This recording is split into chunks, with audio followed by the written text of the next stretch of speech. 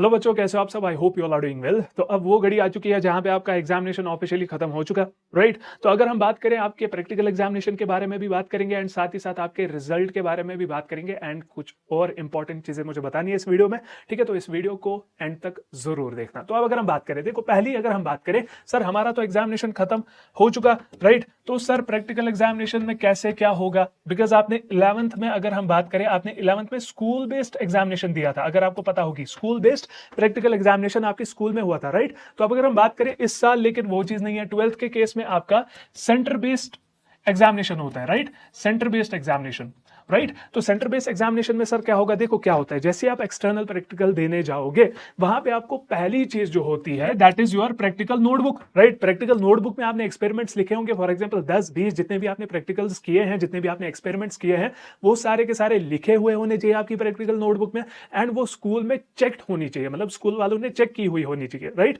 तो उसके बाद अगर हम बात करें, उसके बाद बात आती है जैसे आप सेंटर में जाते हैं, जहां पे भी आपका सेंटर है प्रैक्टिकल के लिए, वहां पे आपको एक्सपेरिमेंट कराएंगे, ठीक है? आपको फॉर एग्जांपल बोलेंगे, मतलब कहीं कहीं पे क्या होता है, वहां पे एक जार रखा जाता है, ठीक है? कोई भी डब्बा रखा जाता है, उसमें चिट्स होती है, चिट्स में एक्सपेरिमेंट्स के नाम होते हैं, आपको बताया जाता है कि उठा लो, फिर आपकी किस्मत अच्छी हुई तो आसान वाला आएगा, किस्मत खराब हुई तो वही टफ वाला आएगा, ठीक है? तो वहां पे जैसे आप चिट उठाएंगे, वहां पे आप एक्सपेरिमेंट का नाम पढ़ेंगे, तो ये एक्सपेरिमेंट आपको परफॉर्म करना पड़ेगा, उसका सारा कुछ लिखना है आपको, एपैरेटस, प्रोसीजर वगैरह, वो मैंने इससे पहले वाली वीडियो में बता रखा है, वो आप हमारे वीडियो सेक्शन में अच्छे से प्रैक्टिकल वाली वीडियो देख सकते हैं, वो डिटेल में वीडियो है, ठीक है? तो उसके बाद आप ये सब करेंगे एंड उसके बाद एक्सपेरिमेंट परफॉर्म करने के बाद आपका हो जाएगा वाइवा, ठीक है? तो वाइवा में पूछा जाएगा आपको कि एक्सपेरिमेंट में कैसे क्या किया, कुछ भी, मतलब फॉर एग्जांपल जो भी क्वेश्चंस है वो आपके जो भी बनेंगे इस वाइवा में वो आपको पूछे जाएंगे, या तो उसी एक्सपेरिमेंट के रिगार्डिंग पूछेंगे जो आपने किया, या तो इन जनरल जितने भी आपने एक्सपेरिमेंट किए हैं उनके केस में आपको पूछा जाएगा कि बताओ कैसे क्या है भैया, ठीक है? तो ये चीजें होती हैं आपके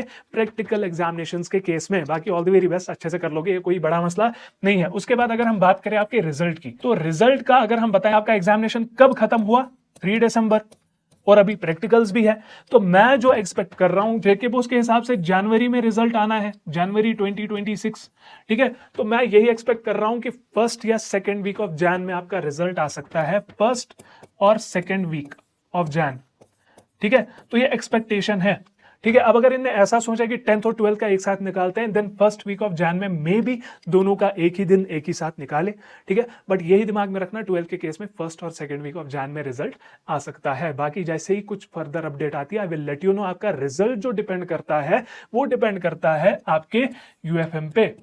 सर यूएफएम क्या होता है? यूएफएम मीटिंग जब होती है उसके बाद 10-15 दिन के बाद आपका रिजल्ट आ जाता है। तो यूएफएम मीटिंग की अगर हम बात करें, इसमें कुछ बच्चों का रोल नंबर आ जाता है, ठीक है? ये वो बच्चे होते हैं जो खुद को शातिर समझते हैं, जिनने नकल किया होता है या कुछ भी अपने आंसर शीट में कुछ गड़बड़ की होती है, तो उनका रोल नंबर यहाँ पे आ जाता है। मैं नहीं चाहता किसी बच्चे का, अगर फॉर एग्जांपल रोल नंबर आता भी है, मैं नहीं चाहता उसकी ये यूएफएम मीटिंग मिस हो, ठीक है? जैसे ही आपकी यूएफएम मीटिंग की लिस्ट आ जाती है I will let you know, उसी टाइम आपको अपडेट मिल जाएगी। तो यूएफएम मीटिंग का समझा देता हूँ। फॉर एग्जाम्पल हम मान के चलते हैं, आपको बताया गया कि 20 दिसंबर को भैया आपकी यूएफएम मीटिंग है, ये मैं एग्जाम्पल दे रहा हूँ, इस डेट को नहीं है, ठीक है? तो 20 दिसंबर को आपकी यूएफएम मीटिंग है, ओके?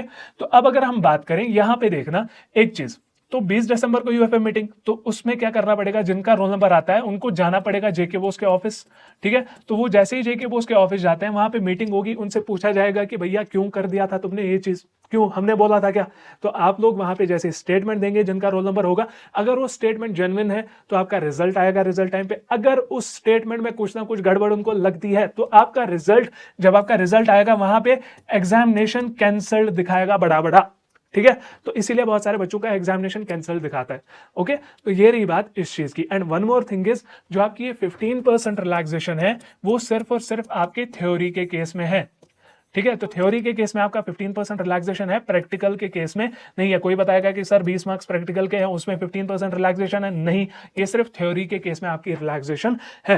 एंड ये प्रैक्टिकल के मार्क्स जो है जितने भी है ये मुफ्त के मार्क्स होते हैं, ठीक है? तो इससे आप स्कोर अपना, टोटल स्कोर अपना बूस्ट कर सकते हैं, ओके? तो बस मुझे कमेंट्स में जरूर बताना कि आपका प्रैक्टिकल एग्जामिनेशन का सेंटर कहां पे है, एंड साथ ही साथ ये भी लिख लेना, बिकॉज मुझे पूरा पता है कि सब बच्चे बहुत ही अच्छे मार्क्स से कामयाब होंगे। साथ ही साथ ये भी लिख लेना कमेंट्स में कि I know I will make my parents proud, ठीक है? तो बाकी हम मिलते हैं नेक्स्ट वीडियो में, जैसे ही आपकी यूएफएम वगैरह आती है नेक्स्ट अपडेट के साथ, ठीक है? तो हम मिलते हैं नेक्स्ट वीडियो में, तब तक के लिए good luck and take care.